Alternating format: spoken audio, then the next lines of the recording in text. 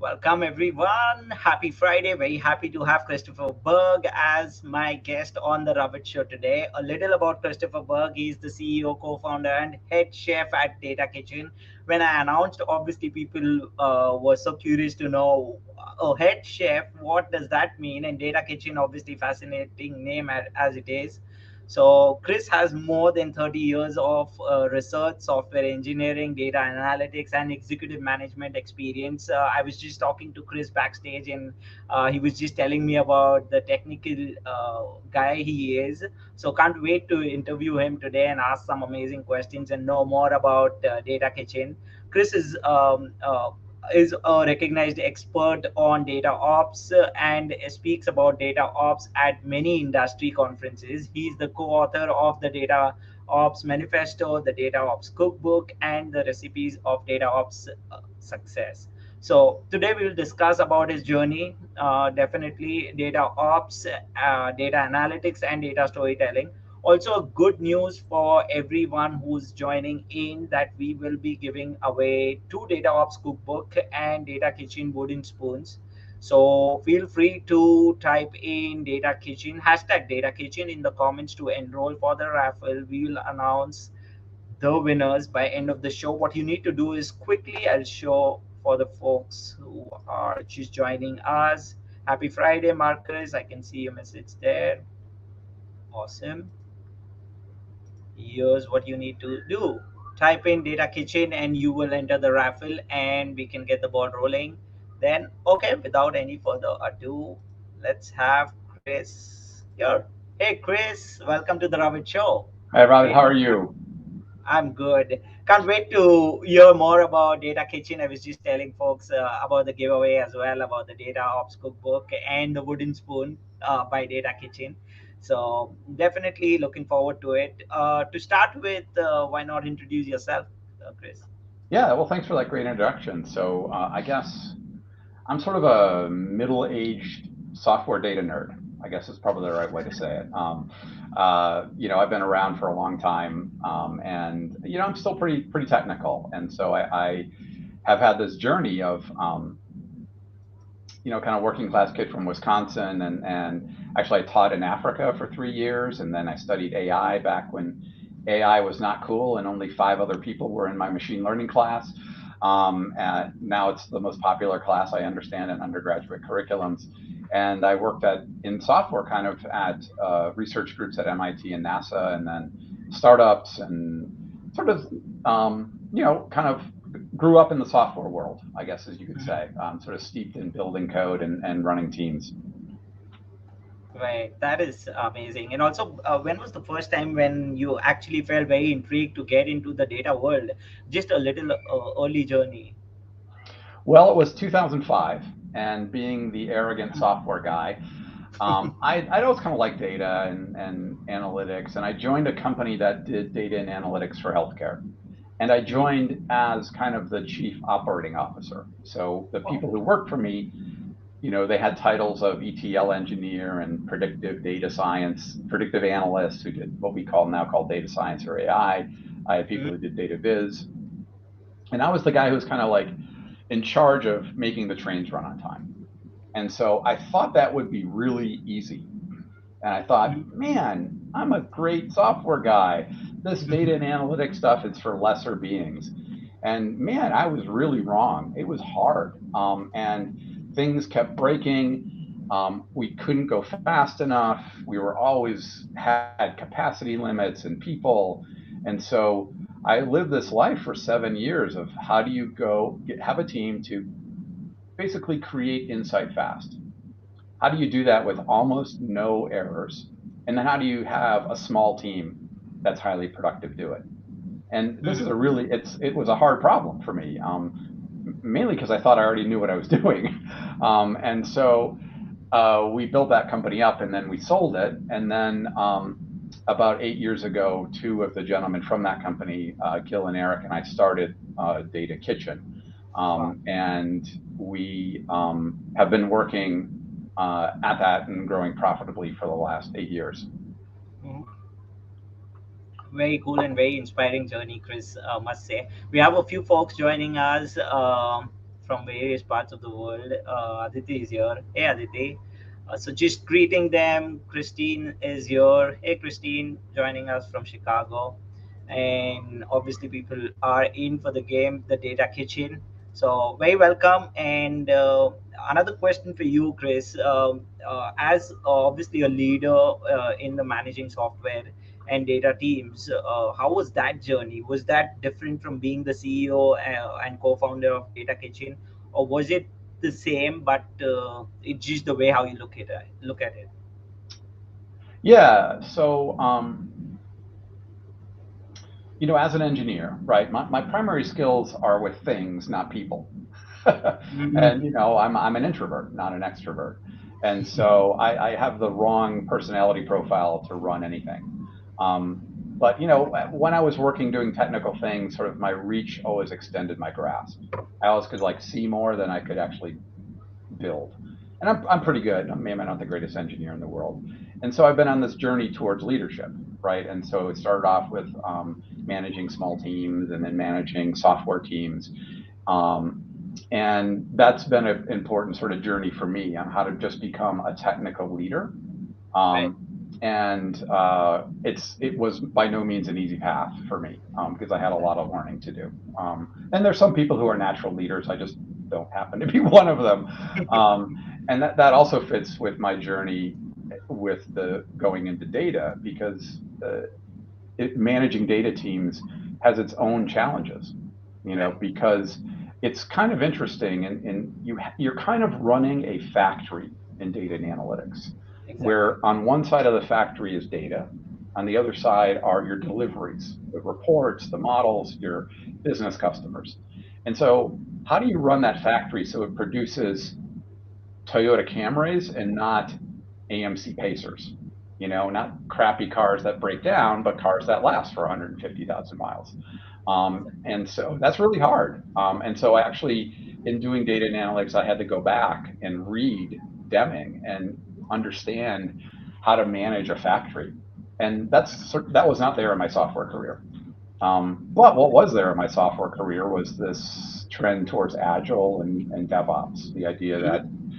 if you iterate quickly, your team learns more, and then you actually deliver more customer value. Right. And in all these companies I've worked with, they've never had huge amounts of teams, and so productivity matters. And so Right. this mix of like you run a factory, you want to produce really high quality insight, but your customers are always going to ask the next question. So how do you change that factory? How do you automate things? And then how do you enable your team to be productive with whatever tool they happen to use, right? Because people love their tools. Has been kind of the theme in my life for the last 15, 16 years. And it's kind of the problem basis that we focused on because the reason my feeling is the sort of pain we're addressing with our company and with the idea of data ops is the pain of failure. And most data and analytic projects fail. Most Right. CDOs have a short tenure. The number of companies who are self-reporting as data-driven is going down. And in Mm-hmm. fact, we did a survey of data and analytic professionals, people doing the work, kind of an emotional survey. And something like 80% want to meet with a therapist once a week because their job Oh. is so stressful. And so all those things, it just means, and I live that your life really sucks because, and it's not because it's because I think you have focused on the particular and not the systems that we work in. Right. And so if the focus on the particular leads us to a life of stress and pain and failure. And if you focus on these upstream systemic problems, you actually have a better life. And that's what we tried to address with our company in DataOps. Wow, this is amazing. Are you still engineer by heart? Do you still get Uh, into those complex problems? Absolutely. Yeah. Yeah. And, when we started the company, we've been growing 70% a year profitably for the last 8 years. And the first 3 or 4 years, I coded the first version of the product. During that time, I actually was Wow. a data engineer. So we had one small customer who was a Mhm. six-figure a year customer. I was doing all the data work and coding the product. So like And I miss it actually. These conversations with you, I'm going to go have to have like a 2-hour nap afterwards. So, but I think I'm still an engineer by heart. Wow, this is amazing. So, talk of the town is obviously data ops, and you've been one of the most instrumental person I know who is into data ops. So, for our audience, obviously, what is data ops, and why should data organization be doing it? What do you think, Chris? Um, Basically because your life sucks and you're going to fail if you don't. I think that's one reason. That's my Yeah, journey. right. And the opportunity is that you can learn the lessons that manufacturing companies learned when they moved from mass manufacturing to lean, right? Mhm. Because back in the 70s and 80s, you could read books about, GM failing and American Motors failing, and they adopted these sort of Japanese inspired Right. Toyota methods, right? And the same thing happened in software. 20 years ago, it was common to deliver software once every 6 months or once every year. And a lot of those projects failed. And what Hmm. came along is Agile and DevOps. And those ideas basically we stole and said, you know what? They really make sense. Apply them to the process of building data and analytics because they Right. work in other domains. And Hmm. the suffering will end, the success will increase. And so what it means is that you have to identify that the processes that your team works, processes that you deliver insight are Hmm. actually more important than data, which is Right. like heresy to a lot of people because it's all about the data. I'm like, no, it's all about the processes that act on data. The data is data. Big, small, fat, little, structured, unstructured. It's all about it. It's a very process-centered focus. Right. Definitely. So, Chris, before I take another question from my end, obviously I want to know more about the data ops engineer, and all of those things. But there's a question where I've seen from in the audience, a YouTube question from Manisha Jain. Hey, Chris, what a unique and fascinating name, Data Kitchen. How did you think of this name? And Aditi is asking the same question. How did you come up with this name, Data Kitchen? Well, I think you iterate your way to success or you fail your way to success. And so Hmm. what that means is you try some things. And so we tried a bunch of bad names. We were cavalry for a while, like ride the cavalry in. And then some people thought we were cavalry, and then it was like a marching, it had military metaphors. And then we were N data, Okay. EN data, because we thought it sounded cool. And we had this spreadsheet of names, and we kept asking people and iterating. And we settled on DataKitchen because, um, our process focus means we're really focused on the team. And teams who work in great restaurants, they work in a kitchen, right? And Wow. so and it's a very creative activity, yet you've got to be able to deliver consistent, high quality plates of food over and over again. So that mix of delivery of perfection and high quality, Hmm. and innovation, new ideas, and having a team that's happy. That's where the kitchen came from. And plus, data analytics is so boring. There's all these technical sounding names, and like, I don't know. Maybe as I get older, I'm kind of unimpressed with the whole thing, and I wanted a fun, more approachable name. So all Wow. those things, we ended up with Data Kitchen. Yeah, definitely. A theme to follow in somewhere in data is fantastic, and nothing better than having a kitchen where you can cook great things. And with data, it's obviously a great work. So, coming back, obviously, I had a question around the data ops engineer. So, who is a data ops engineer? What are their skills in day to day life? And uh, when should actually data teams, add one to their team? When do you see that need?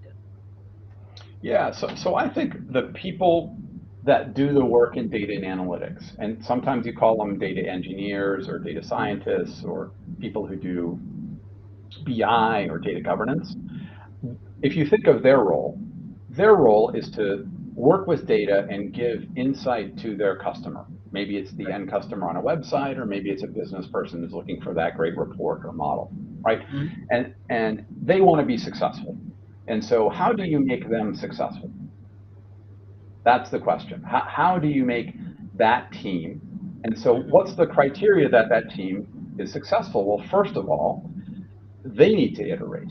They don't always know the answer. So if they can quickly try new things with their customers, Mm-hmm. they can learn more and they can be better. And then second is they don't want to be embarrassed by problems, Right. right? And they want, and then the third is their time should be focused more on the new stuff, the new insight, than making sure the old stuff is done. And so that's the job description of a data ops engineer. Their role in life is to take their customer, Mm-hmm. who is not the end customer, not the VP of marketing, it's the data science team or the data engineering team or the BI team. And how do you make it so that they can build systems such that Right. they can deliver fast with high quality and iterate quickly? And Mm-hmm. I think that's a really interesting role because it's largely falls through the cracks in a lot of organizations. No one sort of owns that. The cool kids are all focused on AI and data science, Mm-hmm. and so I believe that most organizations are already doing these data ops tasks, right? They have a factory that they're running, they are deploying to production, they have a way for teams to collaborate. It's just it's like running the factory in 1972 of the AMC Pacer in Racine, Wisconsin. It's producing cars that last 60,000 miles and break down and catch on fire. And so if you focus on the process, you focus on the system and less on the model. And I think that's the goal of the data ops engineers is to get the organization on that journey and to make their customer, the data science data engineer, wildly successful. Right. Amazing. So, also quickly just restructuring that another question a bit. Obviously, how does data ops help data leaders run their data and analytics teams better? Is there is there how does that data ops play that role? Yeah, and I came to data ops on my leadership journey, right? Because I think to me, data ops is part and parcel of it's the methodology. It's part of the methodology to lead a data and analytics team.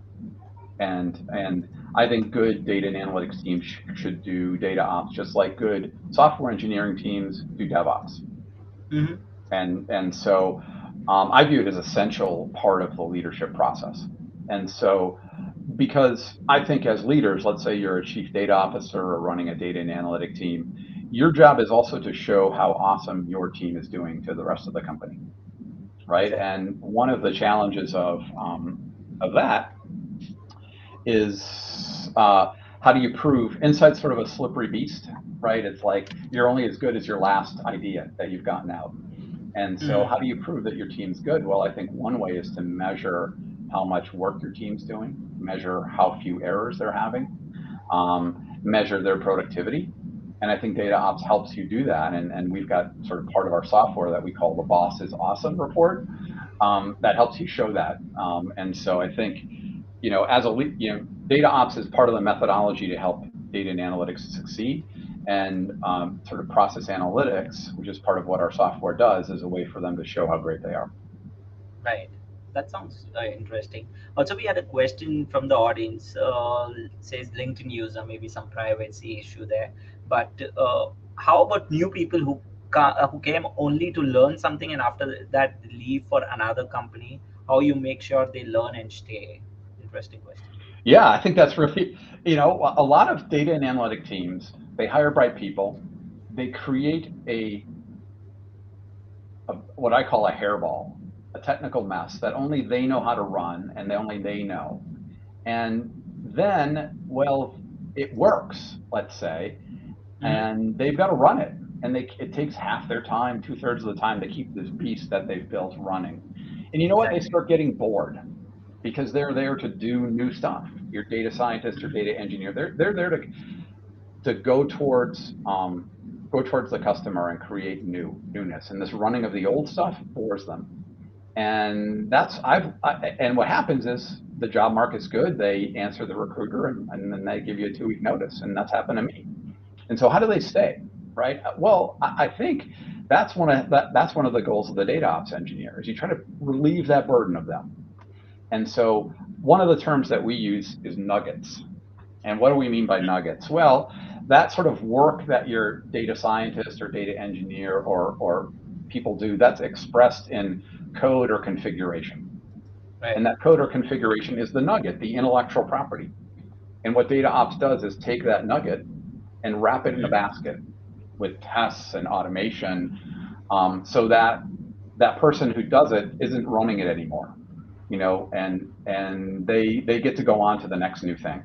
And so I think, honestly, really good people are always at companies to learn and always at companies to innovate. And you got to help them, right? Or else they're just going to go run off. Heroism is only good in limited quantities. And so, I have this phrase: hope and heroism are not your friends. And heroism happens to a lot of people who come to a new company. They want to be the hero. They get the accolades. Everyone says they're great. They got this hairball. They got to run it and run it, run it. Then they're bored and they leave. And so that's hero. What you want to do is be a hero maybe 5% of the time. Only when it's really necessary. Yeah. Sounds good. That answers for the LinkedIn user, definitely. Okay, before we jump on to a question in data storytelling, obviously there is okay, Manisha Jain has to want to know more about your shift from engineering to this field. So one thing that obviously I had a question was it was it something which is very different from being an engineer out there and now being the CEO of DataKitchen?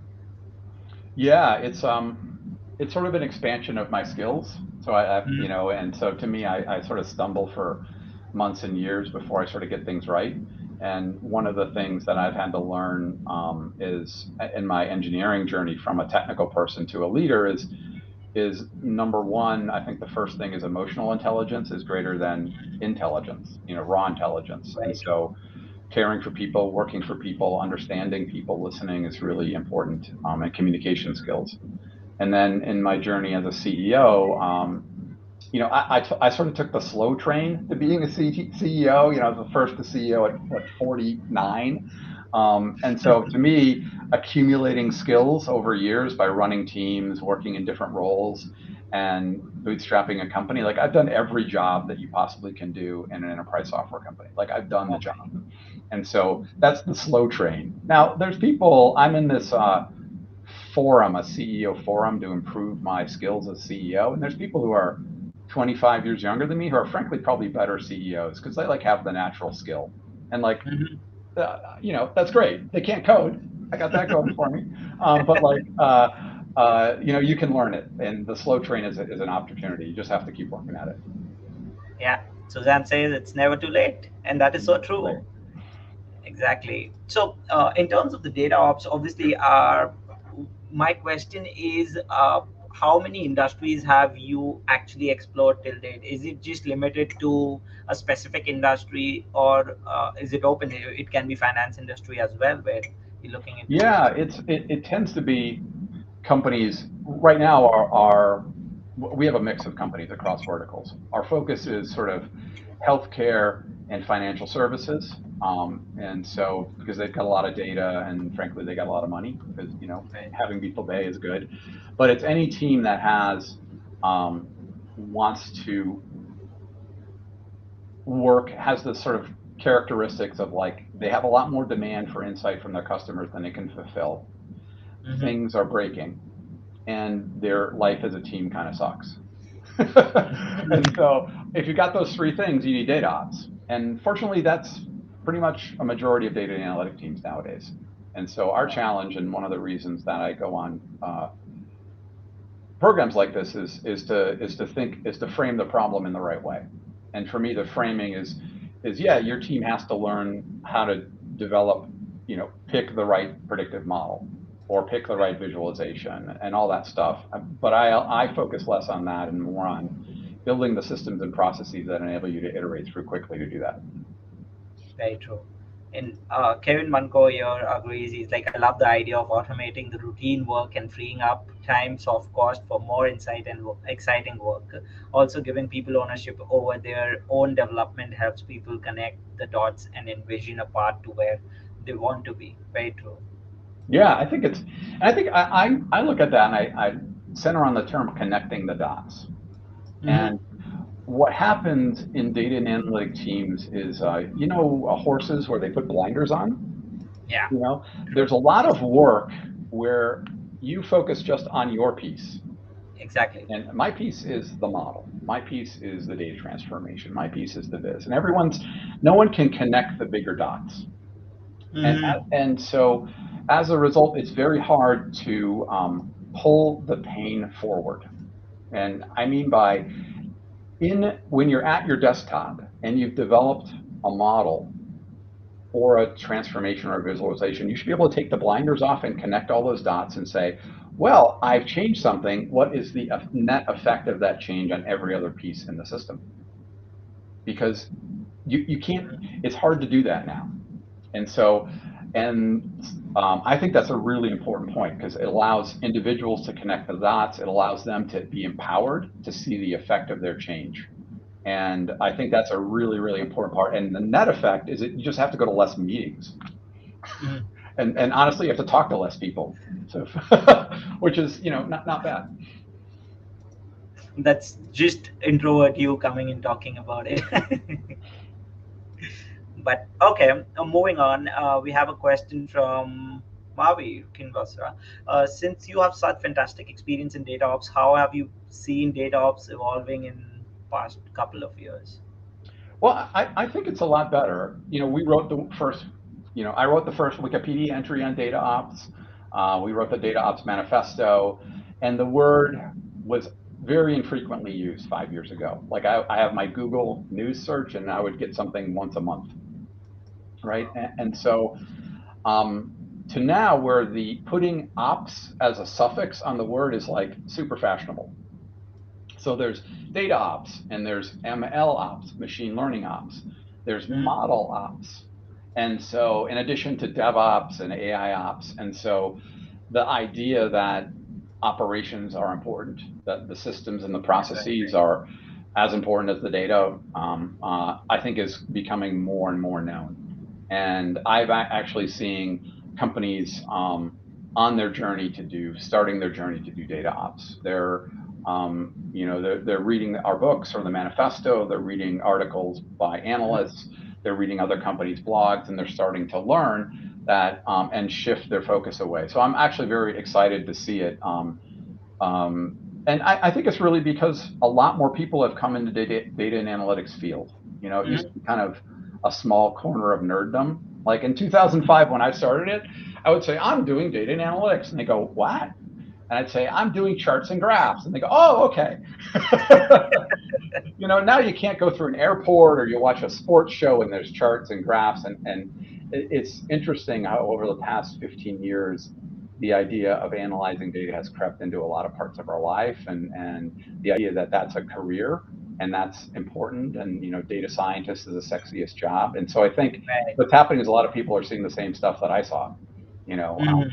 and they're realizing that there's got to be a better way, and failure shouldn't, they shouldn't fail and suffer. Yeah, very true. Nice one. Thanks for that, Chris. Information, very informative. And moving on, since we are obviously talking about data, a very important topic when we talk about data is data storytelling. So, just shifting gears a little bit and talking a little about data storytelling. So, what do you think are the essential elements of data storytelling, and how do you combine it with data ops? Yeah, I think, I actually don't combine data ops with data storytelling. And so Okay. I think of them as, I think people think in stories. And Mm-hmm. so honestly, I've had to work, and you notice how I'm telling you stories. I realize that stories are much more powerful than to convince people. So, Right. and all of us who are listening to this, we've got this really strange skill of working in high abstraction environments. It's like we can X-ray buildings and see the structure, and not everyone has that. and it's a cool skill, and I love my nerd friends, whether they're data nerds or software nerds or whatever. And stories are a great way to break through that. So I think data storytelling is essential to take what happens with data expressed in charts. But I also think data storytelling, the best way, really good writers write a lot of drafts, right? Really good storytellers draft and iterate. And so, how to get to a good story, how do you make that happen? And so, I think you make that happen by not. It's not like War and Peace was done in the first draft. Yeah, Right. multiple drafts over and over again, building the story up. And so for us, where data ops touches data storytelling, is helps you create a lot of drafts over and over and over again and improve your story over time. So it's a secondary. It supports it, but it's not really. I kind of conceptually view it different. It's the same way of how do you develop a good data science model. It's not a big Right. bang. Iterate, iterate, iterate. Very true. Okay, there was a quick question from Sonia Kinvasa. Great chat, Chris and Ravit. Can you share two qualities one should possess for data storytelling? Chris. Yeah, I think from my standpoint, I think empathy to your customer is really important. Hmm. And because we have these odd set of skills that we understand data, sometimes the tendency is to be arrogant and go, "Why don't you just get it? Look, look at the chart." Duh. Certainly. And there's three classes of interfaces to insight, right? One is the data level, where people want to get in the data and play around with it, spreadsheets, SQL queries, whatever. The second is the visual, like people want to see graphs. The third is the personal, right? And the best way, a lot of business leaders want to get insight, not through a computer, but through a phone call. And so Right. how do you have a phone call to talk about insight? How do you have voice activated? And I think stories are the method to, so you start Best. with empathy, and then the second great qualities is to do a lot of drafts of your stories, right? And get feedback on those drafts, right? Don't just work in absence. And so I think that's what I would say. Wow, amazing. That brings me to a curious question. Since we have many data storytellers out there, who has been your, I wouldn't say inspiration, but someone whom you think are great storytellers in the field of data, and why? Well, I think this company I worked for that did healthcare analytics had a consulting arm, right? And in Mhm. that consulting arm, they found that they could charge $50,000 to companies to go get all their data and then tell a story about it. And Oh, actually, the team and the CEO, who I was the COO, would say, write the presentation that you're going to mm, do in sentences at the top. And the whole presentation, forget all the stuff. You got to be able to tell the story in the sentences on top. And right. so he was like very profound on like you got to tell stories from 2000 from when I met him in 2005. And so I think and I would agree. And like I did this in my wandering years. I did in graduate school. I took a psychology class on Mhm. it's like psychology of memory. And in that class, there's this experiment, and this is really nerdy, so I'll try to keep it brief. There's these couple that called Lagranzi and Lagranzi, and they gave people, a syllogism like if A then B, if B then C, then A then See, C, a logical syllogism. got it. If you give people that in like logic form, like 5% of the people can do it. But you wrap it up in a story, 98% of the people can do it. Oh my. And so like I was like just shocked at that. And and it's not that, and again, it's not that people are stupid. It's just that some of us are high abstractors and we think that way. And the rest of humanity works in stories. So it's just I just go back to that in my 1989 graduate school experiment that I Wow. did. That's amazing. So, obviously, Manisha Jain says incredible journey. And Colin, for your point on data storytelling, empathy is a great place to start. I think I like that you are starting with the customer and not the code. Yeah, yeah, because that's empathy is I think it's all about service, right? We're all we're all here to be both in service of does the data tell, in service of what the data can tell, and in service of what our customers need. And so that sort of service and servant mindset, I find very, and to me, my journey in leadership has ended up leadership is a service, Right. and because you're trying to, your job is to make your team successful, like full stop. Exactly. And that's a service.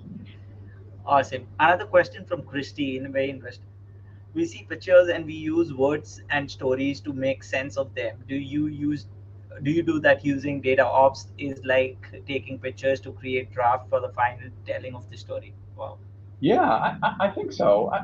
And to me, I think the picture that data ops has is the connect the dot pictures, right? Because it's a picture of the process, that the journey that data goes through. And so if you just get down and dirty of like what happens to data as it goes, because data comes from somewhere, right? A source system, a flat file, a server, it lands somewhere. It Mhm. goes through a process to get in a form that's insight ready. And then there's some insight process, a model or a visualization, and then a governance process that describes it. And in general, you could take every data and analytic process and think of them in those steps. And so Okay. the picture that I think is really important for data ops is that picture. What's happening with your data? Where is it? And what piece am I working on? Right? Because after storytelling is you told a good story, but like, what do those fields mean? Where are they in the data dictionary? Right? Storytelling is sometimes not the end, governance is. And so how do you make sure that the picture that you're iterating through and the drafts that you're working on are part of the system picture? Right. Makes sense. So, also quick question from my end in terms of the analytics, Chris. What do you think? Like, what would be your tips for someone who's just starting to get into data science or maybe getting into analytics? What would you suggest? Because it's now, as you mentioned earlier, it's super competitive and it has grown to another level. So, what would be your tips to those who are just entering the analytics field? That's a really good question. I think it's a fantastic field, first of all, right? Because I think it's not getting smaller, it's not going away. And I think you can build a life in No. it, right? Because there's so many different parts to focus on and things to try. And so, um, there's different career paths and specialties in the functions of it. There's specialties in the management of it. Yeah. That I think it's a great career. And for the people who are starting out, I think those two things, you've got, uh, don't rush to say where you're going to end up or where you're specialized. Sometimes a little tour and trying some new things is worth it. And maybe you are really good at coding and you get pulled into being a data engineer. Okay, well maybe you should do that and then take a tour and being able to do some visualizations or some governance or don't I think having a breadth of experience is actually very helpful. And in your career, you can change. You can go from data engineer to data science, to storyteller to manager, Very right? true. And like that's what's cool about it. And like the other part that I think is really cool that shares with software is you don't have to be in one industry. It's Hmm. helpful, right, to understand the domain, but like software, you can jump and like you can go from I'm doing drug discovery analytics and pharma to I'm working in a financial services. And very few careers are like that. A lot of people, I'm in the oil and gas industry, and then they Right. work up in different roles. And you can jump industries, and that's something I find really interesting. And it's one of the few Exactly. careers that you can do that. That's an amazing answer, Chris. Obviously, it kind of gives them the confidence to move around because it's a, like you said, it's not going anywhere. You can make a life out of it. Yeah, you can make a life of it, and that's cool. And it's really, having, the biggest problem with data is that no one listens to it, right? Because facts are hard, and we all, even I, don't listen to data sometimes, right? I'm an intuitive thinker, and my intuitions override. And so we all have, whether in the sphere of a business or in the sphere of our personal lives or in political lives, listening to data and making fact-based decisions. And being able to think statistically, not emotionally. I think those are really hard things that we're actually kind of going through as a society, right? And even COVID is a great case in that. How to the understanding of data and what it means, and studies and facts and are I just think it's a really interesting topic, right? Because it's Yeah, and I just think it's a great life to be part of it in whatever form you can. very true. So, Chris, I would just like to remind folks that today we are giving away DataOps cookbook and wooden spoons. So for those who are want to enter the raffle, they can they can actually type hashtag Data Kitchen in the comments, and we'll be announcing the winners. We already have 11 entries, which is amazing. So guys, feel free to comment hashtag Data Kitchen. Okay, talking about Data Kitchen, what's next that is coming up for Data Kitchen, Chris? Well, we had a good day today. Entrepreneurship you have good days and bad days, and so today was a good day, so that's good. Amazing. And so we're going to continue to grow 70% a year profitably, Wow. and our I really I feel empathy for people on data and analytics teams who are suffering in projects that are failing, right? And I want that to change. And so I think that the change comes primarily from a shift in focus to operations and data ops and whatever you call it, data ops, model ops, DevOps for data. I don't really care what you call it. But like that shift in focus. And I want the industry to change. And, I'm 57 years old and I'm not going to work forever. And so that's my purpose, is to make this happen in the industry. And so we're going to continue to profitably grow, continue to push this message, and continue to win customers and make them successful. And what's nice is that there's lots of other companies talking about this now, Right. and it's really good. And like I read Hacker News, and like I just read of a company that's like some guy had an idea of a company that takes things. There's single site generators for software called like Jekyll, where you basically compile a site. And he said, well, why can't we do that for data visualization? Because it's code and it's better. You can start doing DevOps and data ops for your systems. Like, oh yeah, that makes a lot of sense. And so Exactly. there's a bunch of companies around data observability that have been started and funding, a bunch of companies around model operations, and so the Exactly. field is growing. And so I think even this, in my mind, what I saw happen in software is in the 90s, you spent a lot of money on a tool to help an individual developer, right? And it shifted that the system tools became much more important. And like companies like GitHub were sold for like $15 billion, right? Or like the system's much more. I think that's going to happen in data and analytics. It's going to switch from like individual productivity tools to tools to help the team, because that's where the real Right. leverage is. Very true. Amazing. So, also quick question that I wanted to ask, since we're on this topic. When did you, like Chris, when did you last visit any conference? Do you visit conferences? Do you like them? And are they, do you recommend visiting conferences? The last conference I visited was in March when COVID started, and Okay. I was told not to go, and the data suggested I not go, but I went. And the first day of the conference, the London conference, there's a lot of people, and the second day, no one was there. And then the third day, I flew home, and then the lockdown started. So, I've been doing purely virtual conferences, um, Mhm. and my favorite conferences are Open Data Science. I like the MIT CTO Summit. Um, Yeah. I like the Gartner conference, even though Oh, it's like it costs an arm and a leg. And so, but we've shifted to do purely virtual, and also we shifted to do a lot more. We've got a lot of webinars that we mhm. talk about, and so like we just did one on the role of the data ops engineer. That was very popular, and so what we find is a lot of people come to our website because when you Google data ops, for the first four things are written by us, and they're saying, Mhm. "What is this data ops thing?" And they come and they learn. We have a lot of support.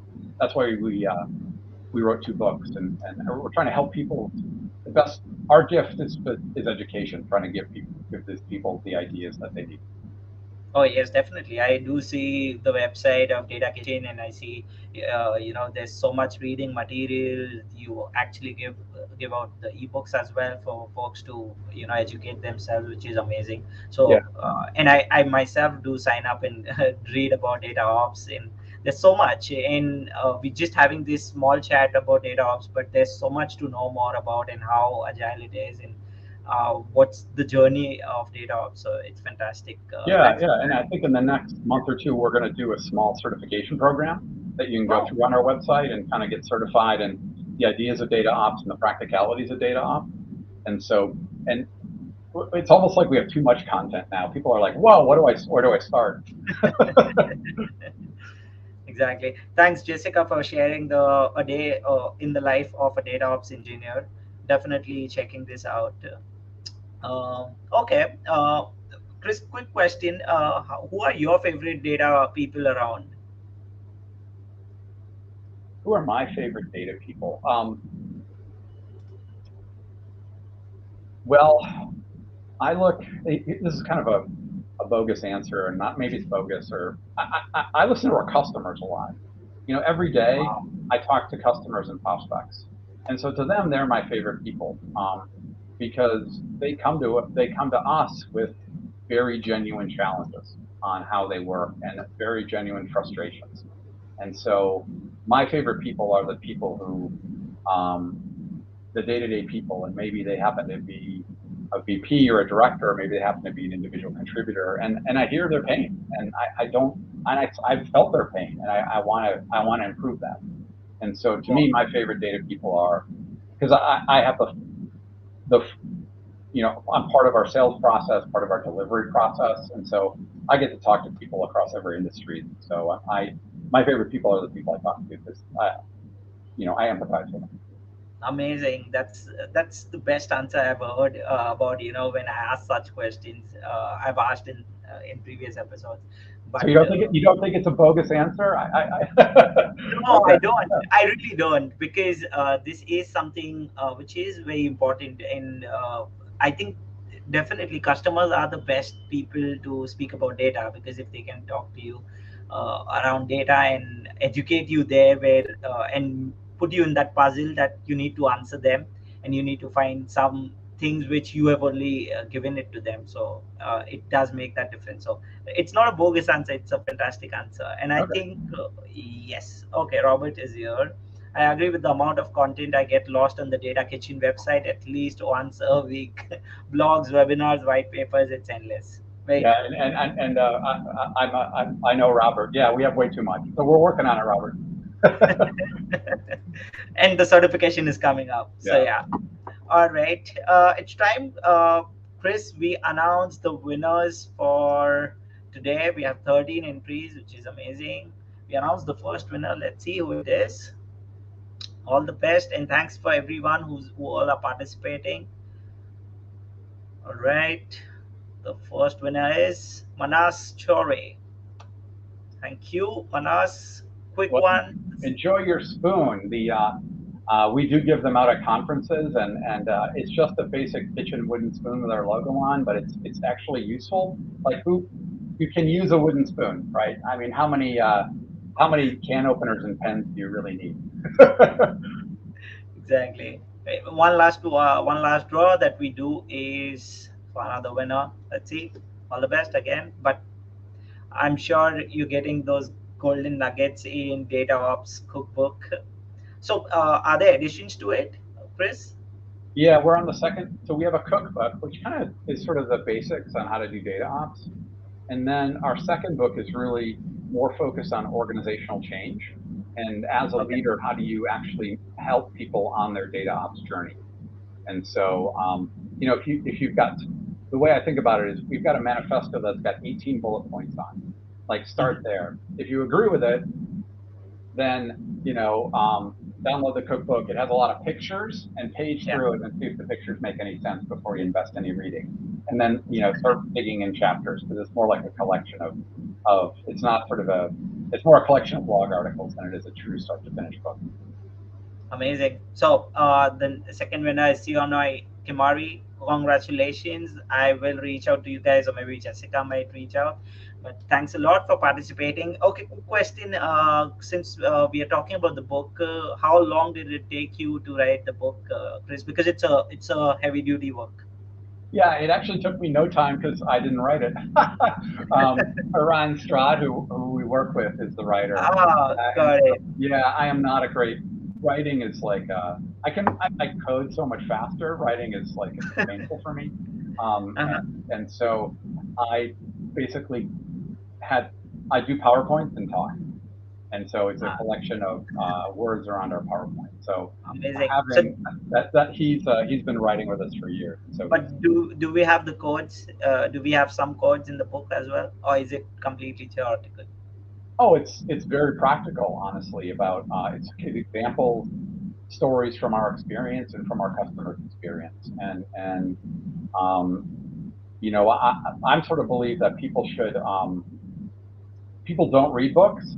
People scan, see if Right. those pages are worthy, and then they read. Mhm. And so it's got a lot of pictures, so you can kind of read by pictures and quotes under the pictures, and then you can discover which one. And so I think it's meant to be kind of a resource. And what's nice about it is I've had lots of companies who've read it and they use that as part of their book club, and they do it have a it's they read books about maybe like the Phoenix Project, about DevOps. They read Data Kitchen's cookbook, and it's free.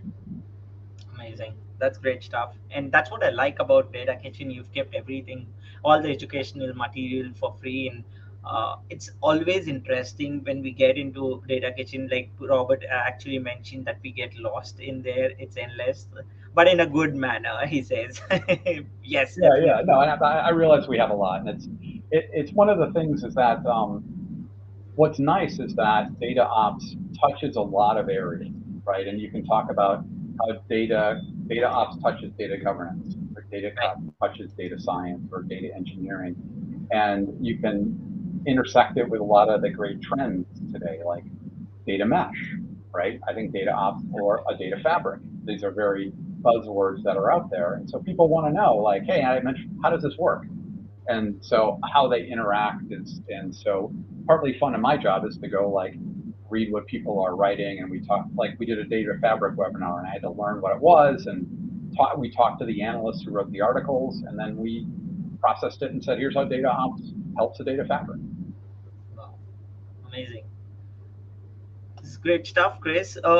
Okay, this was amazing, Chris. It was fantastic talking to you. But before we wrap this up, obviously I have a question, and I'm sure there might be audience who might want to reach out to you. So, which is the best place where people can reach out to you and discuss data ops or anything else around data? Yeah, I think the best place is to just go to our website and click on info. If you've got want to reach out to me, just you can either just send an email to info, contact Data Kitchen, and we can set up some time to talk. I'm happy to do that. We're pretty responsive on our website on putting in a lead and say, hey, you want to talk to me? And one of the ways that I believe is that I believe in a very consultative way of talking to people, and so a lot of the ways that we sell our product is to just talk to people for a while and discover what their problem is and see if they really need data ops, because sometimes they don't, right? And sometimes they're like, oh, maybe you actually need to get your you're just at the beginning or some case. And so I'm always up to help people. Amazing. So here it is, info at datakitchen.io, and the website is datakitchen.io. So feel free to go and reach out and learn more about data ops. I'm always making sure at least once a week I visit and do read something if there's some new content that comes up. So thanks, Chris. Thanks, Jessica, for keeping that up always. But it was fantastic talking to you, Chris. Have an amazing week ahead, and also thank you very much, all the attendees. Yeah, and thank you everyone for taking the time, and have a great weekend. Thank you.